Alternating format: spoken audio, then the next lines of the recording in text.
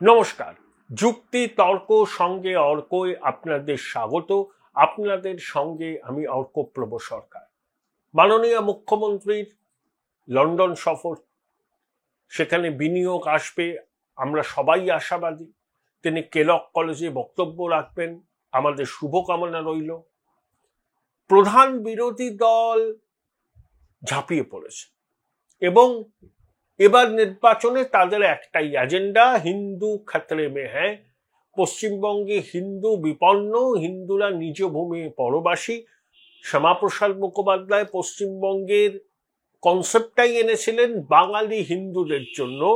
সেই পশ্চিমবঙ্গে বাঙালি হিন্দু অস্তিত্বের সংকটে ভুগছে। এই ন্যারেটিভ বিজেপি এবার মানুষের সামনে নিয়ে যাচ্ছে। তাতে কিছুটা কারেন্সি তারা পেয়েছে, এ নিয়ে কোনো সন্দেহ নেই। বিজেপির হিসাব, বাংলাদেশের হিন্দু নিধন যজ্ঞের অভিঘাত পশ্চিমবঙ্গেও পড়বে এবং তার সুফল তারা ভোট বাক্সে পাবে। আরো অন্তত 5 থেকে 6% হিন্দুরা বিজেপির পক্ষে ভোট দেবে, অর্থাৎ হিন্দু ভোটের কনসলিডেশন 60%-এর কাছাকাছি যাবে। সেটা হলে বিজেপি তৃণমূলের খালের কাছে নিঃশ্বাস ফেলবে। মুসলমান ভোট নিয়ে বিজেপি আর ভাবিতই নয়, তারা জানে মুসলমান ভোট তারা পাবে না। মুসলমানদের যে সামান্য অংশ বিজেপিকে ভোট দেবে, তারা ন্যাশনাল মেইনস্ট্রিমের সঙ্গে যুক্ত হতে চায়। তারা তোমাদের দেশ থেকে তাড়িয়ে দেবে বিজেপি, এই ন্যারেটিভকে বিশ্বাস করে না। কিন্তু তাদের সংখ্যা অল্প, এটা দুর্ভাগ্যের বিষয়। এবং বিজেপি সংখ্যালঘুদের মধ্যে প্রচার না করলেও সেই অংশটা বিজেপিকেই ভোট দেবে। ভারতবর্ষের অন্যান্য রাজ্যেও এই অংশটা বিজেপিকে ভোট দেয়।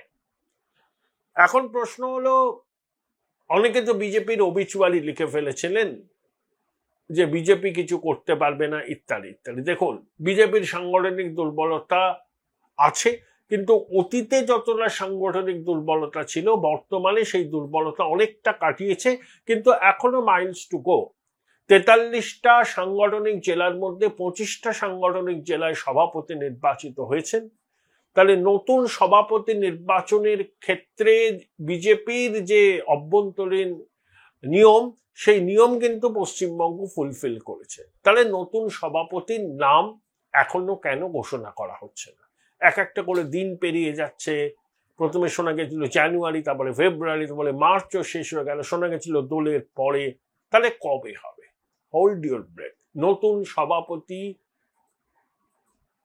বিজেপির কেউ আদৌ হবে কি, নাকি সুকান্ত বাবুই 2026-এর বিধানসভা নির্বাচনের পর্যন্ত কাজ চালিয়ে যাবেন?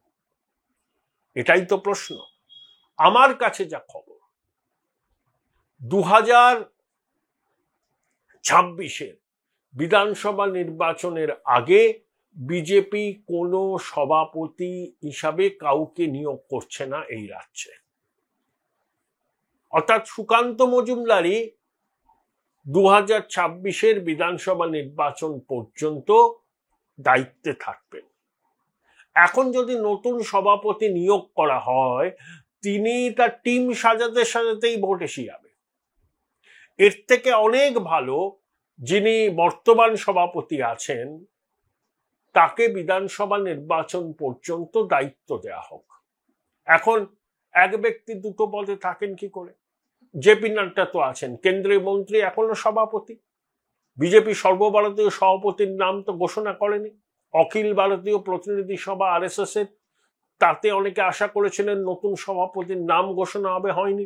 মোদীজি সম্ভবত মার্চ মাসের শেষে নাগপুরে যাচ্ছেন, RSS এর সদর দপ্তরে যাবেন, মোহন ভাগবতের সঙ্গে বৈঠক হবে, তারপরে হয়তো নাম ঠিক হতে পারে। কিন্তু নাড্ডা সাহেব এখনো কিন্তু দায়িত্ব পালন করছেন, তিনি একধারে আবার কেন্দ্রীয় মন্ত্রী। তাহলে সুকান্ত বাবু না করার কি আছে?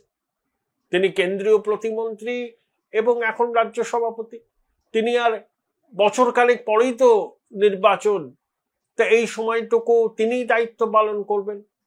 এবং দিল্লিতে বিজেপির শীর্ষ নেতারা শুভেন্দু অধিকারী, সুকান্ত মজুমদার সবাইকে বলে দিয়েছেন যে দিলীপ বাবুকে গুরুত্ব দিয়ে কাজে লাগাতে হবে। এবং দিলীপ বাবু আসরে নেমে স্বভাবসিদ্ধ ভঙ্গিতে আক্রমণাত্মক অবস্থান নিয়েছেন। শুভেন্দু বাবু, সুকান্ত বাবু কিন্তু দিলীপ বাবুর অবস্থানকে সমর্থন করেছেন। অর্থাৎ কেন্দ্রীয় নেতৃত্বের স্পষ্ট নির্দেশ, এখন আর ডিভাইডেড হাউস থাকলে চলবে না, একসঙ্গে কাজ করতে হবে।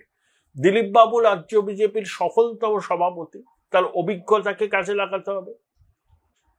সুকান্ত বাবু, শুভেন্দু বাবু আর দিলীপ বাবু এই ত্রয়ী কাজ করবেন।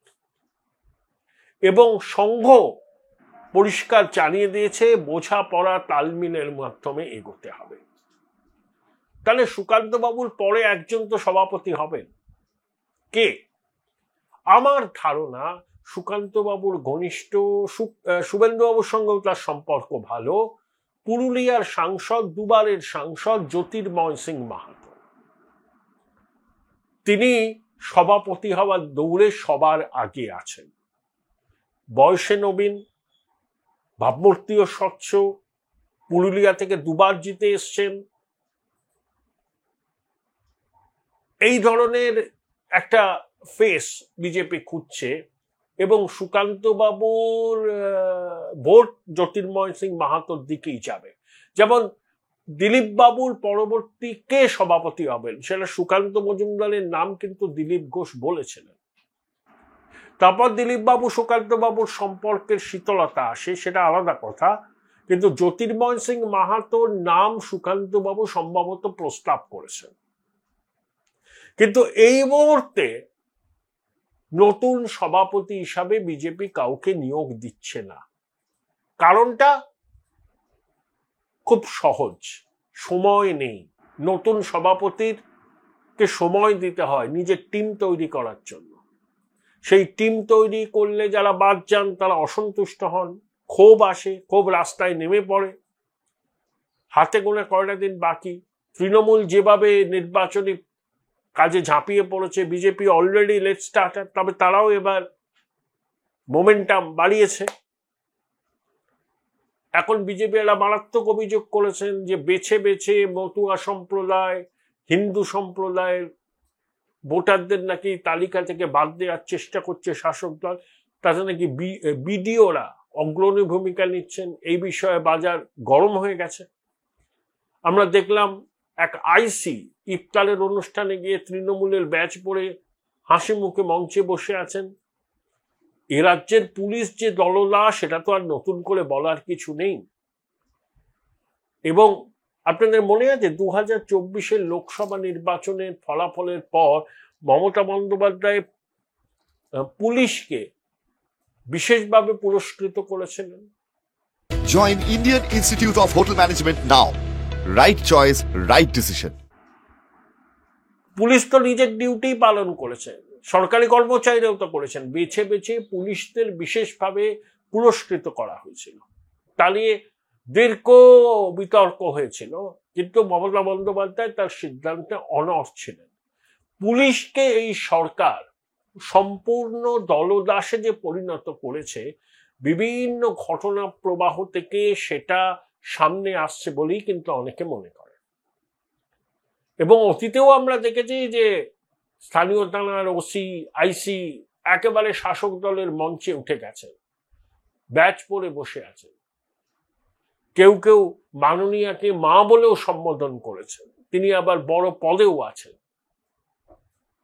তো পুলিশের এই ভূমিকা আমরা জানি, যেখানে পুলিশের প্রশাসনের সিজারের পত্নীর মতো সব সন্দেহের ঊর্ধ্বে থাকা উচিত সুষ্ঠু অবাধ নির্বাচনের স্বার্থে, সেখানে পুলিশের এই ভূমিকা, প্রশাসনের একটা অংশের ভূমিকা সুষ্ঠু অবাধ ভোট নিয়ে মানুষের মনে যদি প্রশ্ন তৈরি করে, সেটাকে একেবারে উড়িয়ে দেওয়ার তো কোনো মানে হয় না।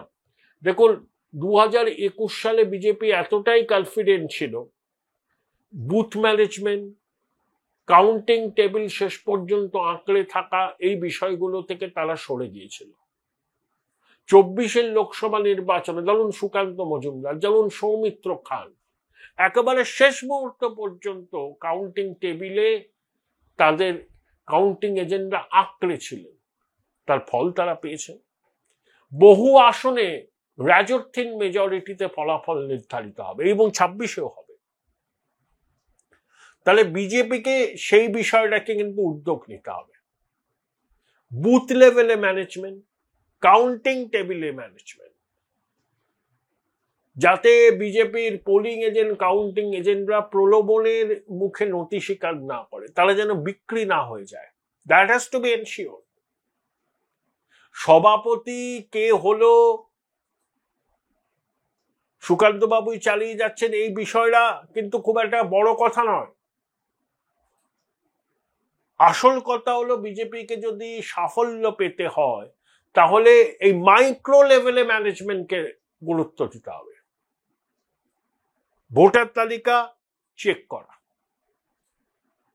ভোটের দিন নিজের ভোটারদের বুথে নিয়ে যাওয়া এবং গণনার দিন গণনা কেন্দ্র না ছাড়া, যেটা তৃণমূল বৈজ্ঞানিকভাবে করে, বিজেপিকেও সেটা করতে হবে। কারণ 2024-এর বহু আসনের ফলাফল খুব অল্প ভোটে হবে। 21-এও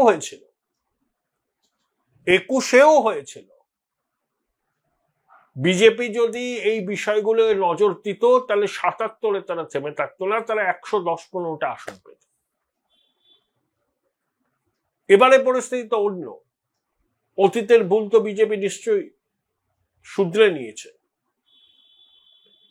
এবং তারা এটাকেও আমি বলি বাস্তবসম্মত সিদ্ধান্ত যে মুসলমান ভোট তারা পাবে না তা নিয়ে সময়ও তারা নষ্ট করছে না। তারা হিন্দু ভোটের কনসলিডেশন চাইছে। তাই আগামী কয়েক মাস রাজ্য রাজনীতি উত্তপ্ত হয়ে উঠবে এবং আমার যা ধারণা এবং যেটুকু খবর আমি পেয়েছি, হতে পারে এই মে বি রং, নতুন রাজ্য সভাপতি এই মুহূর্তে হচ্ছে না। যিনি হবেন তিনি কার্যভার সামলাবেন 2024-এর বিধানসভা নির্বাচনের ফলাফল বেরিয়ে যাওয়ার পর। ততদিন সুকান্ত মজুমদারই দায়িত্ব সামলাবেন। তিনি মন্ত্রীও থাকবেন এবং দায়িত্বও সামলাবেন। যেভাবে জেপি নাড্ডা 8-9 মাস হয়ে গেল তার মেয়াদ শেষ হওয়ার পরে, তিনি তো আছেন সভাপতি। যেমন দিলীপ বাবু 19-এর পরে 20 সালে তো দিলীপ বাবুর মেয়াদ শেষ হয়ে যাওয়ার কথা, কিন্তু তিনিও 2021-এর বিধানসভা নির্বাচন পর্যন্ত দায়িত্বে ছিলেন। এবারও সেরকম হওয়ার সম্ভাবনাই বেশি। সুকান্ত মজুমদারই 2026-এর বিধানসভা নির্বাচন পর্যন্ত রাজ্য বিজেপির সভাপতির দায়িত্ব সামলাবেন। ফলাফল বেরিয়ে যাওয়ার পর নতুন সভাপতি দায়িত্ব নেবেন। সেই দৌড়ে এখনো পর্যন্ত এগিয়ে আছেন পুরুলিয়ার দুবারের সাংসদ জ্যোতির্ময় সিং বাহাদুর।